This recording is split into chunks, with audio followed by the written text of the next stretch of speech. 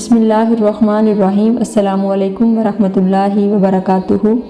Islamic library studio YouTube channel پہ آج ہم شیخ الاسلام ڈاکٹر محمد طاہر القادری کی تصنیف حسن سراپا رسول صلی اللہ علیہ وآلہ وسلم کے ایک نئے موضوع کے ساتھ حاضر ہیں۔ آج کی نشست میں ہم گفتگو کریں گے حضور نبی اکرم صلی اللہ علیہ وآلہ وسلم کی مبارک رانیں، زانوئے مبارک اور پنڈلیاں مبارک۔ تو چلیے ویڈیو کا آغاز کرتے ہیں۔ حضور سرور کونین صلی اللہ علیہ وآلہ وسلم کی مبارک رانیں بھی جسم کے دوسرے حصوں کی طرح سفید، چمکدار اور متناسب تھی۔ حضرت انس بن مالک رضی اللہ عنہ بیان کرتے ہیں کہ حضور نبی اکرم صلی اللہ علیہ وآلہ وسلم غزوہ خیبر کے لیے گئے تو ہم نے صبح کی نماز خیبر کے نزدیک اندھیرے میں ادا کی۔ پھر حضور صلی اللہ علیہ وآلہ وسلم سوار ہوئے۔ حضرت ابو طلحہ رضی اللہ عنہ آپ صلی اللہ علیہ وآلہ وسلم کے پیچھے بیٹھے اور میں ان کے پیچھے بیٹھ گیا۔ حضور صلی اللہ علیہ وآلہ وسلم خیبر کی گلیوں میں جا رہے تھے اور میرا گھٹنا آپ صلی اللہ علیہ وآلہ وسلم کی ران سے لگتا تھا۔ پھر آپ صلی اللہ علیہ وآلہ وسلم نے اپنی ران مبارک سے تہبند ہٹائی تو میں نے آپ صلی اللہ علیہ وآلہ وسلم کی ران مبارک کی سفیدی دیکھی۔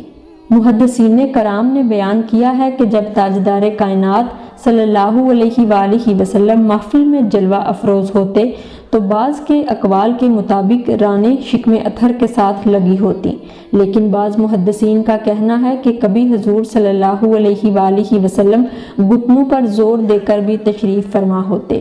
حضرت ابو امامہ حارثی رضی اللہ عنہ بیان کرتے ہیں کہ رسول اللہ صلی اللہ علیہ وآلہ وسلم جب کسی مجلس میں تشریف فرما ہوتے تو رانیں شکم اطہر کے ساتھ لگی ہوتی۔ زانوئے مبارک۔ آقا کائنات صلی اللہ علیہ وآلہ وسلم کے جوڑوں کی ہڈیاں بھی موزونیت، اعتدال اور وجاہت کی آئینہ دار تھی۔ کتب احادیث و سیر میں جا بجا ان کی جلالت اور عظمت کا ذکر ملتا ہے۔ حضرت علی رضی اللہ عنہ سے روایت ہے کہ حضور صلی اللہ علیہ وآلہ وسلم کے گھٹنے پرگوشت تھے۔ ایک روایت میں مذکور ہے کہ حضور صلی اللہ علیہ وآلہ وسلم کے جوڑوں کی ہڈیاں موٹی تھیں۔ مبارک پنڈلیاں۔ حضور صلی اللہ علیہ وآلہ وسلم کی مبارک پنڈلیاں نرم و گداز، چمکدار اور خوبصورت تھیں، باریک تھی، موٹی نہ تھیں۔ صحابہ کرام رضی اللہ عنہم حصول برکت اور اظہار محبت کے لیے آقا صلی اللہ علیہ وآلہ وسلم کی مبارک پنڈلیوں کو مس کرتے اور ان کا بوسہ لینے کا اعزاز حاصل کرتے۔ حضرت ابو جحیفہ رضی اللہ عنہ روایت کرتے ہیں کہ ایک روز آقا محتشم صلی اللہ علیہ وآلہ وسلم اپنے خیمے سے باہر تشریف لائے تو مجھے حضور صلی اللہ علیہ وآلہ وسلم کی مبارک پنڈلیوں کو دیکھنے کا شرف حاصل ہوا۔ چشم تصور میں آج بھی اس منظر کی یاد اسی طرح تازہ ہے، گویا میں آپ صلی اللہ علیہ وآلہ وسلم کی پنڈلیوں کی سفیدی دیکھ رہا ہوں۔ حضرت جابر بن سمرہ رضی اللہ عنہ روایت کرتے ہیں کہ حضور صلی اللہ علیہ وآلہ وسلم کی مبارک پنڈلیاں پتلی تھیں۔ 100 اونٹوں کے لالچ نے سراقہ کو کاروان ہجرت کے تعاقب پر اکسایا۔